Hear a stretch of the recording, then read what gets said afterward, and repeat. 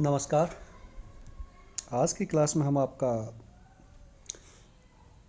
पहला इकाई है उससे शुरुआत करेंगे। उससे शुरुआत करने से पहले हम जानते हैं कि व्हाट इज़ पॉलिटिक्स, राजनीति है क्या। आप जिसका आगे अध्ययन करने जा रहे हो, जो सब्जेक्ट आपने चूज किया है, इसमें आपको ये जानना जरूरी है कि पॉलिटिक्स सबसे पहले कहते किसे हैं हम, पॉलिटिक्स का मतलब क्या है। एक आप आम बोलचाल की भाषा में पॉलिटिक्स का वर्ड यूज़ करते रहते हो बार बार, और एक आप पढ़ने की यूज़ करोगे पॉलिटिक्स, वो साइंस के रूप में सब्जेक्ट पढ़ोगे।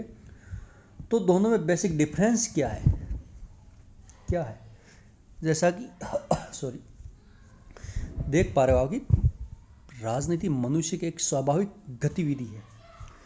Politics is the natural activity of man. तो मनुष्य की एक स्वाभाविक गतिविधि है। किस प्रकार? अरस्तु जो आपका थिंकर है, सेकेंड ईयर में पढ़ोगे आप इसको, पॉलिटिकल थिंकर, जिसे राजनीति विज्ञान का पिता भी कहा जाता है, उसने एक स्टेटमेंट दिया था कि मनुष्य एक राजनीतिक प्राणी है।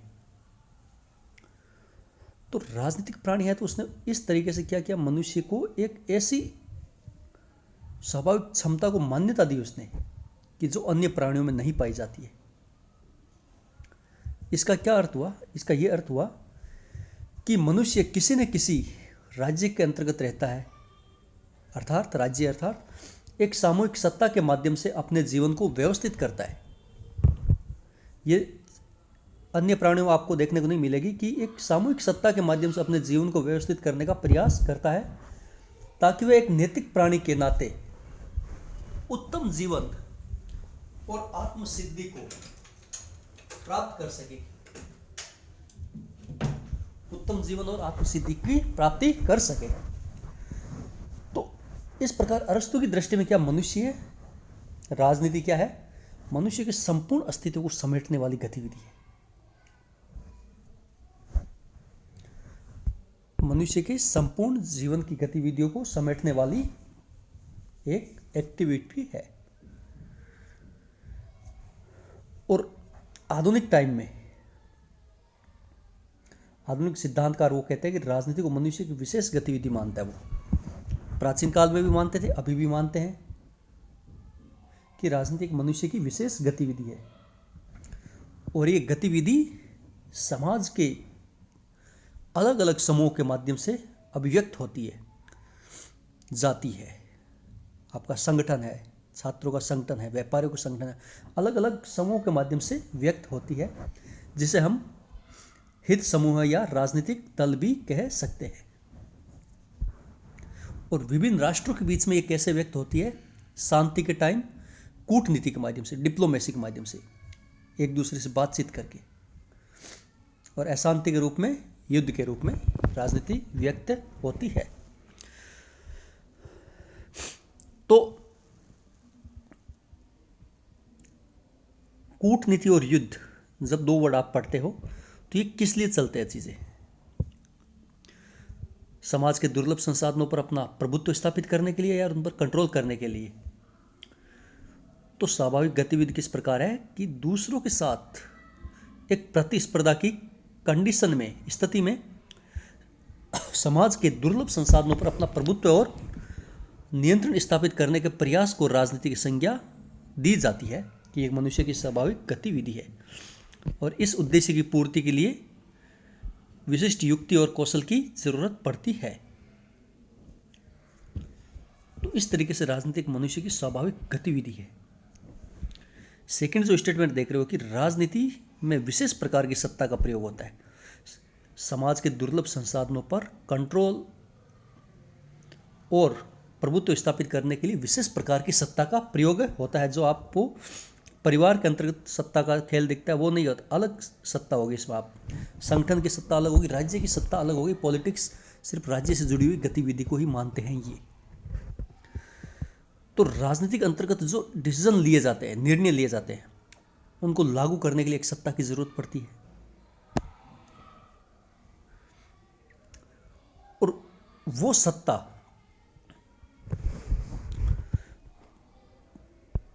और प्रभुत्व का जो प्रयोग होता है वो सामाजिक संगठनों की सत्ता से भिन्न होता है। जैसे परिवार है, मजदूर संघ है, व्यापारिक संगठन के भीतर भी सत्ता का प्रयोग होता है, परंतु वे राजनीति की श्रेणी में नहीं आता है। राजनीति के क्षेत्र में केवल वही सत्ता आती है जिसका प्रयोग या तो सरकार करती है या जिसका प्रयोग सरकार को प्रभावित करने के लिए किया जाता है। अरस्तु ने अपनी प्रसिद्ध पुस्तक पॉलिटिक्स, उसकी पुस्तक का नाम है पॉलिटिक्स है, उसमें उसने सब तरह की सत्ता एक जैसी होती है उसका उसने खंडन किया था। नहीं, सब तरह की सत्ता एक जैसी नहीं होती। परिवार के भीतर सत्ता अलग होगी और राज्य के भीतर सत्ता अलग होगी। और वर्तमान युग में भी अमेरिकी राजनीतिक वैज्ञानिक हेराल्ड लेसवेल ने कहा कि राजनीति विज्ञान में ये अध्ययन किया जाता है कि शक्ति या सत्ता का स्वरूप कैसे निर्धारित हो और उसका प्रयोग कौन कौन किसके साथ मिलकर करेगा। तो इस तरीके से राजनीति एक विशेष प्रकार की सत्ता का प्रयोग होता है। तो ये एक बेसिक सी चीज़ है कि राजनीति क्या है। मनुष्य की स्वाभाविक गतिविधि है जिसमें विशेष प्रकार की सत्ता का प्रयोग होता है समाज के दुर्लभ संसाधनों पर नियंत्रण और प्रभुत्व स्थापित करने के लिए। अब हम देखते हैं कि वर्ड पॉलिटिक्स या राजनीति का शब्द का क्या अर्थ है। जब आप देखते हो राजनीति, जिसको इंग्लिश में पॉलिटिक्स कहते हैं, इस शब्द की उत्पत्ति ग्रीक भाषा के पोलिस शब्द से हुई है। पोलिस शब्द जो प्राचीन यूनानी नगर राज्यों का सूचक था। यूनानी नगर राज्य, यूनान जो आज के टाइम हम ग्रीस के अंतर्गत हम देखते हैं, वो उस छोटे छोटे नगर राज्य थे, वहाँ की शासन संबंधी गतिविधियों से रिलेटेड था पोलिस। और इन नगर राज्यों की एक विशेषता क्या थी कि इसमें जो शासन नागरिक अपना स्वयं चलाते थे, सब लोग एक साथ मिलकर, प्रतिनिधित्व के माध्यम से नहीं, जैसा कि आज के टाइम हम MP MLA के होते हैं, नहीं, वो खुद अपने सब लोग साथ में बैठकर शासन चलाते थे। उस टाइम छोटे छोटे राज्य थे, जनसंख्या सैकड़ों में होती थी, इससे ज़्यादा नहीं होती थी, तो लोग एक साथ बैठकर अपने देश का शासन चला सकते थे। आज के टाइम तो अरबों में जनसंख्या है तो इसका पॉसिबल नहीं है। तो उस रूप में जब वो अपना शासन चलाते थे और ये नागरिक ही राज्य के मेंबर और संचालकों के रूप में भूमिका निभाते थे, शासित भी वही होते थे और शासन भी वही करते थे। तो इससे संबंधित गतिविधियों को प्राचीन काल के यूनानी विचारकों ने पॉलिटिक्स की संज्ञा दी थी और इन गतिविधियों को व्यवस्थित अध्ययन को उन्होंने पॉलिटिक्स नाम दिया था। तो शाब्दिक रूप से हम कह सकते हैं कि राज्य से जुड़ी हुई गतिविधियों और उनको प्रभावित करने वाले मानवीय क्रियाओं के व्यवस्थित अध्ययन को राजनीति की संज्ञा दी जा सकती है। अब हम जब देखते हैं कि राजनीति के एक दो धारणाएं चलती है कि पहली जो चिर सम्मत, जिसे क्लासिकल नोशन ऑफ पॉलिटिक्स कहते हैं, कि राजनीति की चिर सम्मत धारणा क्या है, प्राचीन काल में राजनीति को कैसे समझते हैं, वर्तमान काल में राजनीति को कैसे समझते हैं। तो जैसे अरस्तु के टाइम से, अरस्तु ने बोला था कि मनुष्य स्वभाव से एक राजनीतिक प्राणी है। तो मनुष्य स्वभाव से एक राजनीतिक प्राणी है और उसने बोला कि जो मनुष्य राज्य में नहीं रहता या जिसे राज्य की जरूरत नहीं रहती, तो वे या तो पशु है या फिर भगवान है। अर्थात वह तो मनुष्य, अगर मनुष्य है तो उस राज्य में रहकर ही सही अर्थ में मनुष्य बन सकता है, उसके बिना उसका स्वरूप की पहचान नहीं हो सकती। मतलब state is the compulsory component of the politics, कि राज्य में रहकर ही मनुष्य अपना विकास कर सकता है और राज्य में रहकर ही सद जीवन, अच्छे जीवन की प्राप्ति के लिए मनुष्य जो कुछ भी करता है और जिन जिन गतिविधियों में भाग लेता है या जो जो नियम, संस्थाएं और संगठन बनाता है, उन सब के अध्ययन को अरस्तु ने राजनीति का विषय माना है। इसे हम पॉलिटिक्स की चिर सम्मत या क्लासिकल धारणा कहते हैं। और इस युग में, जब प्राचीन काल का था, ये 2-2,500 साल पहले की बात है, तो इस टाइम में मनुष्य की समस्त गतिविधियां, सामाजिक गतिविधियां और संबंधों और सामाजिक जीवन के सभी पहलुओं का अध्ययन राजनीति के अंतर्गत होता था। सभी गतिविधियों का अध्ययन, everything is in the politics, कि मनुष्य राज्य में रहकर जो भी गतिविधियां करता है तो वो सब राज्य के अंतर्गत आती पॉलिटिक्स के अध्ययन में आएगी। उस टाइम अदर समाज वैज्ञानिक विषय जो समाजशास्त्र है, अर्थशास्त्र है, समाज मनोविज्ञान है, ये स्वतंत्र रूप से विकसित नहीं हुए थे। इन सब का अध्ययन पॉलिटिक्स के अंतर्गत ही किया जाता था और इसीलिए अरस्तु ने राजनीति को सर्वोच्च विज्ञान का दर्जा दिया था, क्योंकि वह मानव समाज के अंतर्गत विभिन्न संबंधों को व्यवस्थित करने में निर्णायक की भूमिका निभाता है और राजनीति की सहायता से मनुष्य इस धरती पर अपनी नियति को वश में करने का प्रयास करता है राजनीति के माध्यम से। और अन्य सब समाज विज्ञान मनुष्य के राजनीतिक जीवन को संवारने के साधन मात्र है। तो इसलिए राजनीति शास्त्र समस्त शास्त्रों का सिरमौर है।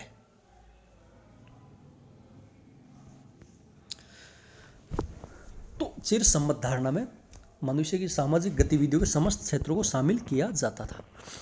अब जो राजनीति की आधुनिक धारणा है उसमें राजनीति को क्या कहते हैं? जो चिर सम्मत धारणा के विपरीत आधुनिक धारणा आज के टाइम क्या हुआ? पहले के टाइम जो चिर सम्मत धारणा, हम 2-2,500 साल पहले की बात करते हैं, तो उसमें राजनीति का प्रयोग क्षेत्र वो बहुत सीमित था, अर्थात राज्य छोटे छोटे होते थे, आज के गांव से भी छोटे छोटे राज्य होते थे। तो उस समय और आज के समय में फर्क आ गया। उस समय के मुकाबले आज के समय राजनीति का प्रयोग क्षेत्र सीमित हुआ है। पहले मनुष्य की समस्त गतिविधियों का अध्ययन किया जाता था, परंतु अब समस्त गतिविधियों का नहीं किया जाता है और प्रयोग का क्षेत्र तो सीमित हुआ ही है, परंतु इसमें भाग लेने वालों की संख्या भी बहुत ज़्यादा बढ़ गई है, जिसे हम कह सकते हैं कि आज राजनीतिक अध्ययन में मनुष्य के सामाजिक जीवन की समस्त गतिविधियों पर विचार नहीं करते, केवल उन्हीं गतिविधियों पर विचार करते हैं जो सार्वजनिक नीति और सार्वजनिक निर्णयों, public policy and public decision को ही प्रभावित करती है। बट आज के टाइम सार्वजनिक नीति और निर्णय कुछ गिने चुने शासक, विधायकों या सत्ताधारी की इच्छा को व्यक्त नहीं करके समाज के अलग अलग समूह की परस्पर क्रिया के फलस्वरूप उभर कर सामने आते हैं। ऐसा नहीं कि एक राजा अपने डिसीजन लेता है, सब कुछ वो अप्लाई कर देता आप पर, नहीं। आज के टाइम अलग अलग समूह मिलकर शासन में हिस्सेदारी निभाकर आपके लिए कोई निर्णय लागू करेंगे। तो इस तरीके से राजनीति किसको और संकेत करती है कि अलग अलग समूहों के परस्पर विरोधी हितों में जब विरोध, सब लोग अपनी बातें, समस्याएं लेके आएंगे, सब लोग अपनी समस्याएं लेके आएंगे, तो उन समस्याओं का समाधान किस प्रकार किया जाए, उस समस्या सबका तो 100% लाभ नहीं दे सकते हम, तो सबको कुछ न कुछ त्यागना पड़ता है। तो सब लोग मिल बैठकर अपने विरोधी हितों में जब सामंजस्य या तालमेल स्थापित करने का प्रयत्न करते हैं तो इस गतिविधि को राजनीति विज्ञान की संज्ञा दी जाती है। आपके अलग अलग समस्याएं हैं, आप जब मिल बैठकर विचार करते हो तो कुछ न कुछ तो आपको त्यागना पड़ेगा और कुछ न कुछ आपकी बातें सुनी भी जाएगी। तो राजनीति के अंतर्गत यही कहा जाता है कि जब आप मिल बैठकर निर्णय करते हो तो अपनी हितों में तालमेल बैठाने का जब प्रयत्न करते हो तो वो राजनीति कहलाती है।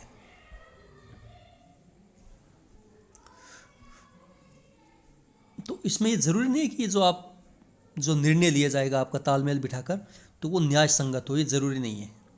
इसमें कुछ समूह अधिक संगठित होंगे, साधन संपन्न होंगे, अधिक मुखर होंगे और अधिक व्यवहार कुशल होंगे, तो वे अपने हितों को अन्य हितों से ऊपर रखने में सफल हो जाते हैं, जिससे बाद में सामाजिक जीवन में असंतुलन भी पैदा होता है। परंतु फिर भी ये आशा बनी रहती है कि राजनीति की प्रक्रिया में अन्य समूह भी अपने हितों को संगठित और बढ़ावा देने का अवसर उनको जरूर मिलेगा, जिससे कि वो एक न्याय संगत समाधान की संभावना हमेशा बनी रहती है। राजनीति यही कहता है कि परिचर्चा का क्षेत्र हमेशा विस्तृत होना चाहिए। लोगों की समस्याएं हैं, उनकी दिक्कतें हैं, तो उनको अपना समाधान परस्पर मिल बैठकर करने का परिचर्चा का क्षेत्र हमेशा खुला रहना चाहिए।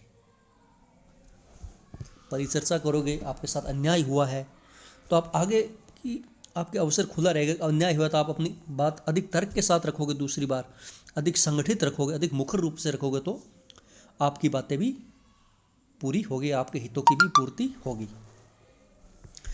तो इस तरीके से हम देखते हैं कि परंपरागत जो राजनीतिक शास्त्र था, जिसका मुख्य सरोकार था राज्य से था, और इसलिए उस टाइम राजनीति को राज्य के विज्ञान के रूप में परिभाषित किया जाता था। परंतु आधुनिक काल में राजनीति मनुष्य के जीवन की एक विशेष गतिविधि है, जो न केवल राज्य की गतिविधि है बल्कि संपूर्ण सामाजिक संगठन के साथ जुड़ी हुई है। तो आज के युग में राजनीति को राज्य की औपचारिक संस्थाओं और उनके कार्यों तक ही नहीं माना जाता, बल्कि एक व्यापक सामाजिक प्रक्रिया, सोशल प्रोसेस माना जाता है। तो अब हम आगे देखेंगे कि सोशल किस प्रकार होती है संपन्न। तो ये राजनीति का आपको एक बेसिक आइडिया पता होना चाहिए कि जब हम राजनीति का अध्ययन कर रहे हैं, राजनीतिक विज्ञान को पढ़ रहे हैं, तो राजनीति है क्या, इसके बारे में हमें ध्यान होना चाहिए। तो आज की क्लास यहीं समाप्त करते हैं। नेक्स्ट क्लास में जो आपका पहली इकाई का पहला टॉपिक है राजनीतिक सिद्धांत, उसके बारे में हम जानेंगे और आगे इसी तरीके से आपका सिलेबस जारी रखेंगे। धन्यवाद।